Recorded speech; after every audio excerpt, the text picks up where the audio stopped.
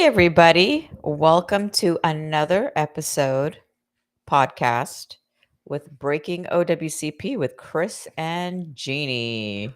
Hey. Hope everybody had a great Christmas and preparing for a fantastic new year. We are, for Yes, sure. we are. Today, Silence. sorry, not to choke there. Today, we're talking about the 10 mistakes doctors make in OWCP. And we're not talking about our franchise doctors. No, we don't do this. We're talking about doctors that there is no federal injury centers at, or you're just not finding the right doctor. Anytime you can't find a federal injury center's doctor, these are the things that you're going to run into. And I want you to be looking out for it, because when you know these are problems, then you can avoid the problems because you can take control of the situation with your doctor. Remember, I say this all the time: doctors are not gods. Right. Okay, they deserve your respect. They worked hard to become a doctor, but if they don't know what they're doing and you do, you can't let bad work make it to OWCP. So we're going to talk about what these doctors do wrong, and you can avoid it. Yes. All right, let's get into it. 10 mistakes doctors make in OWCP. The first one is pain diagnosis. Yeah, and these are in no particular order of severity because they're all bad for you. And I think if any of these things happen, it's bad.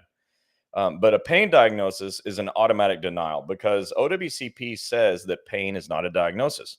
Correct. So you may look at your narrative report and not recognize certain words, like cervicalgia means cervical pain. Correct. Lumbago means lumbar pain, right? And sometimes it is simple as saying low back pain, neck pain, right? But any pain diagnosis is going to get denied. And what they want your doctor to do is diagnose what causes the pain. Don't say knee pain. Tell No. us that there's a strained ligament, right? Don't say low back pain. Tell us there's a herniated disc. OWCP doesn't want pain diagnosis, even if your doctor has great diagnosis. But in the list of diagnosis is a pain diagnosis, it's going to get denied, and I've seen it. Yep. So no pain diagnosis. All right, number 2, bad medical opinion statements. Yeah, so a lot of doctors write like cowards. And I mean that, because they'll say in their medical opinion, which is I think maybe the most important thing in the report, their medical opinion statement says something like, to a reasonable degree of medical certainty. All right, well, I think the claims examiner sees those types of statements and goes, so you're saying you're not 100% sure? Denied. And you need the medical opinion statement to be strong. The doctor's a doctor, they're an expert. So why not write like an expert? Correct. You know, our doctors in their medical opinion statements write, in my medical opinion, the following diagnoses are a direct result of the injury. Unequivocal, right? It's unequivocal. But a lot of doctors will say, in all medical probability or to a reasonable degree of medical certainty. Oh, so you're not certain. Oh, you're not sure. So your medical opinion statement, and these are usually at the very end of the narrative report your doctors write, it's got to be strong. In my medical opinion, the following conditions are a direct result of the work injury. Correct. All right. So no cowardly medical opinion statements. Those of you that are watching, we're talking about the 10 mistakes doctors make in OWCP, and we are not talking about our franchise doctors. Number 3, telling your story. Doctors are terrible at telling your story because most doctors who are not trained by us, they write medical narrative reports that are so weak. You know, it's like how few words, sentences, and pages can I use to get this report done? Correct. It's, you know, most reports are pretty lazy. Most reports that I see that are outside of federal injury centers don't look like reports. They look like paragraphs. And in a small report like that, and I'm using, okay, report, air quotes, they don't tell the story. In a future podcast episode, I'm going to talk to you about medical or your own employee statements, because your story should directly go into the doctor's medical report. Even if the doctor doesn't know how to tell your story, you do, because it happened to you. And so they've got to give a very detailed account of what happened to you. So again, like I said, in a later episode of this podcast, I'll talk to you about how to write your own employee statement. And then this problem will go away completely because you'll do it yourself. All right, number 4, not signing nurse practitioner reports. Or PAs. PAs, yeah. Too many of you get told by your supervisors that you have to go to this urgent care down the street. Well, the truth is, you don't have to go anywhere you don't want to go. They can't make you go anywhere. But inevitably, too many of you, because you can't find a federal injury centers, or sadly, haven't even heard of us yet, you get sent to a nurse practitioner. And when the medical doctor doesn't countersign those reports, it's an automatic denial, just like a pain diagnosis. And the denial will say something like, the medical provider was not a qualified physician. Because you can see a nurse practitioner or a PA all day long, but the medical doctor's got to review and sign off on everything. So no medical doctor counter signature, no approval. Plus, You're going to get denied. yeah, plus you're going to get a denial letter. And sometimes you don't realize why. You need to be reading those denials and give it to your doctors as well. Yeah, it'll say somewhere in your denial letter will say specifically your claim is denied because, and that'll tell you why. In this case, it'll say because that was not a qualified physician. Correct. Number 5, not submitting your paperwork within 10 days. Yeah, let me tell you why that's important. Doctors don't write timely medical narratives. And if they wait more than 10 days to submit your narrative report, you're going to lose COP, continuation of pay, which is equal to up to 45 days of time off work. Correct. So your doctors make the mistake all the time of not submitting medical reports by e-comp to the claims examiner within 10 days. What I recommend you do if you're not at a federal injury center's doctor is you get the medical report yourself and you e-comp it yourself. That way you know for sure, because that's your money, it's your time. And if they're not, if they're late submitting your reports, you run the risk of losing continuation of pay. Number 6, bad CA-16s. Bad, 17s. thank you. Bad CA-17s. Bad CA-17. So the CA-17 is a duty status report. This is a form you get from your supervisor, and then your doctor fills it out to write restrictions or take you off of work or send you back to work, right? Or lift your restrictions. But the CA-17 does this. The way doctors write bad CA-17s is they either say, and you're really hurt. Like imagine you're really, really hurt. And they'll say, we'll take 3 days off and go to work full duty. You take your time off that they say, but you go to work full duty, but you're not better, but you're back at work full duty. Well, when that happens, you lose your COP. It's just another way to lose continuation of pay because the doctor sent you back to work full duty when you weren't ready. Correct. Now, again, let me say this, and I say it all the time. The surest way to get paid is to go to work and clock in. So we want you to go back to work. What we don't want is for you to get back so soon that you lose pay that you need when you have to be back off of work. Because if you're not ready for full duty and you go back and then you can't handle the job, well, you take more time off, but your COP's already, gone. That's a serious problem. So make sure your CA-17s are filled out properly. And the other thing is the restrictions need to be right. Your supervisor on side A of that is going to write what you do on a regular day for your job physically. And the doctor's got to restrict those so adequately, so you don't get hurt again. So And they bad have CA-17s. and they have to follow what the doctor says. They're the medical professional. Right. And supervisors often don't follow what the doctor says. Exactly. But of course, this isn't what supervisors do wrong. We did that, and that was one of the things on the list. But the doctors, when they mess up a CA-17, it can get you hurt at work, and it can cut off your continuation of pay. And we don't want either one of those. Number 7, not connecting the dots. Well, what does that mean? What does that mean? So let's imagine that your story was told perfectly what happened to you. And we know that you have a torn ligament in your knee. And so your story was told perfectly. And then the doctor says, in my medical opinion, the diagnosis is a torn ligament in the knee. Well, what was missing was explaining how the ligament tore as a result of the injury that was explained. If you stepped off of a curb and your knee popped, that doesn't connect the dots.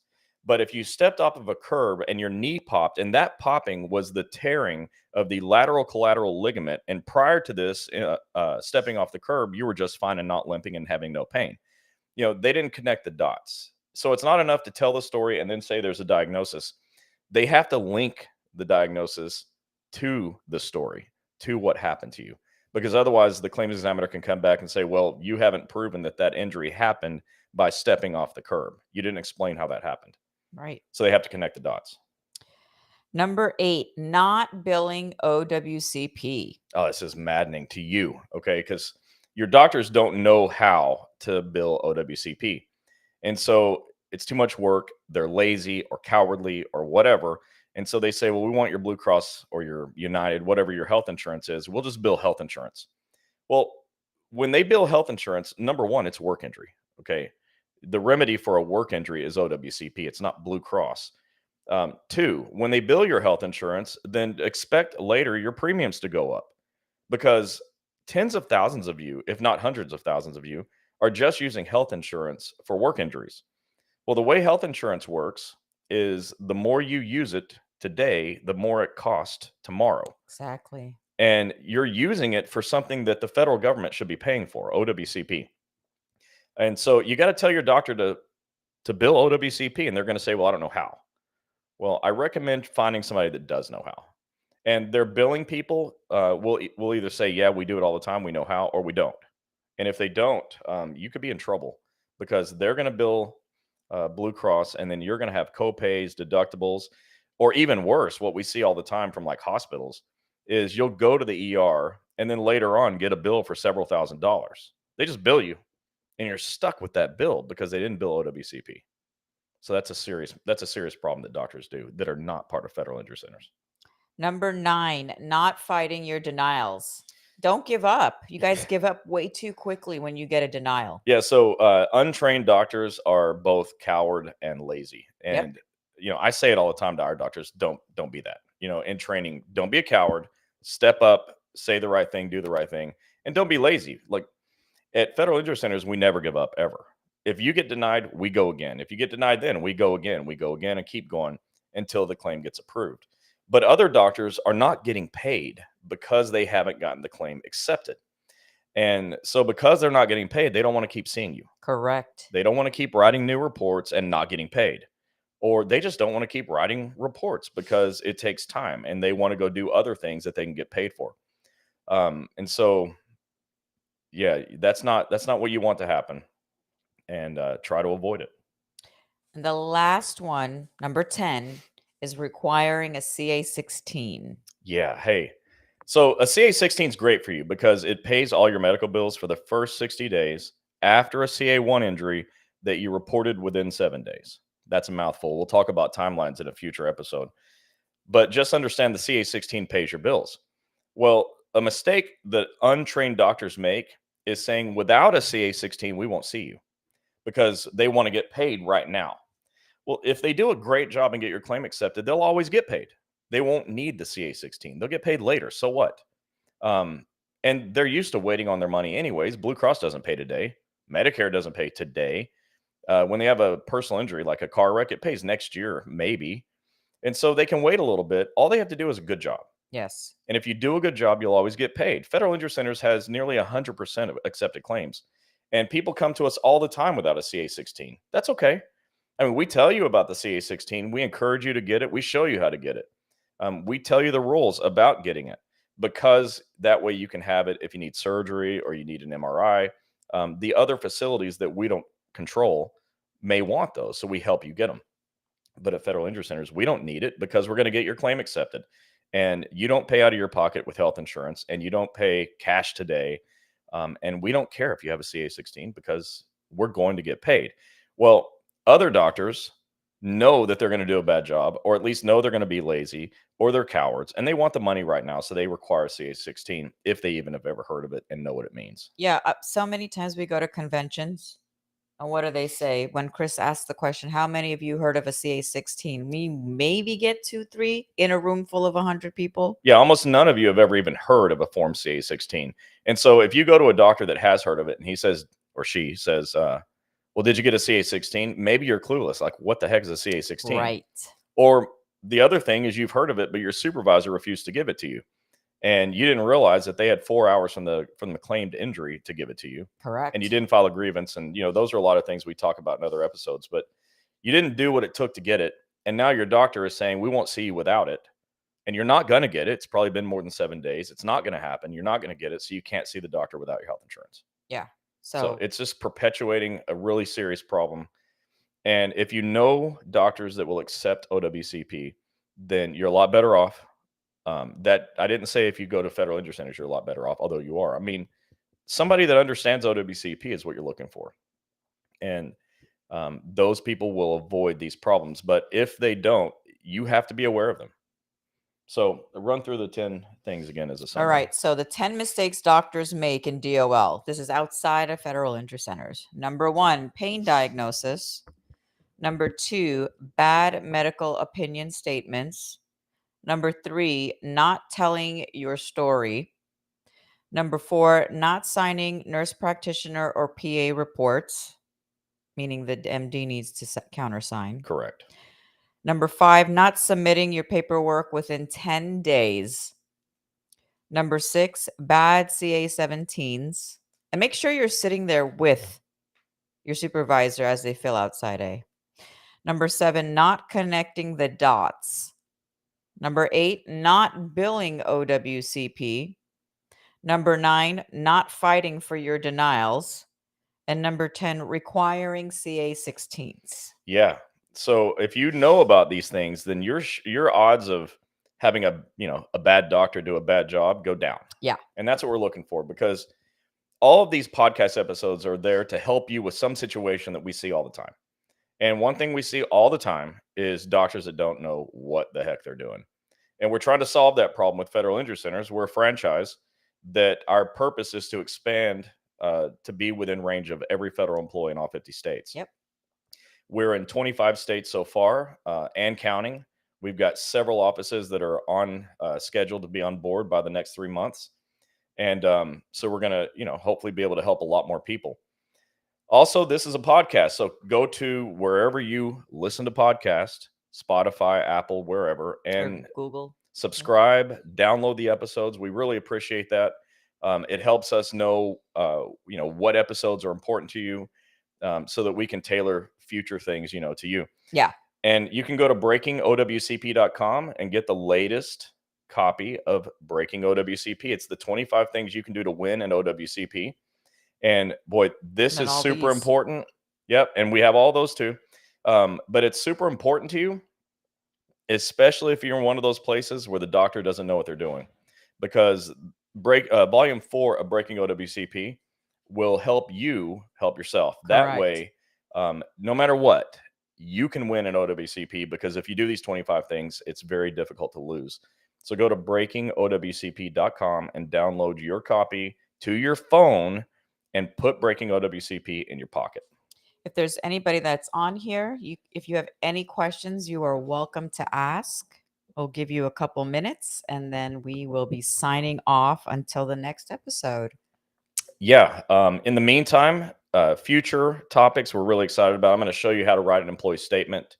I think that one's going to be super important. We're going to talk about the CA-10, what a federal employee should do when injured at work, and a variety of other things that you need to know about, that you're asking us about. And we're going to deliver those topics to you as well. And if you're looking for any of our locations, please go to www.federalinjurycenters.com. There's a big red button that says locations. Just click it. Follow us on Wednesday night OWCP chats with Chris and Gini. We're on Facebook, YouTube, Instagram, LinkedIn, and then we're at the Breaking OWCP page for TikTok. And that's Wednesday nights at 8 p.m. Eastern time. We will resume Wednesday night OWCP chats with Chris and Gini right after the new year. Yeah, the second Tuesday of the second Wednesday of the month, right. Just because we're trying to let everybody get back into their old habits, new habits, get back to their routines and their routine. So, all right, there's no questions. So with that said, thank you for hopping on, those of you that did. Thank you for listening, those of you that are listening. We will see you guys after the new year, and everyone have a happy new year and safe new year. Yes. See you next time. Thank you. Bye-bye.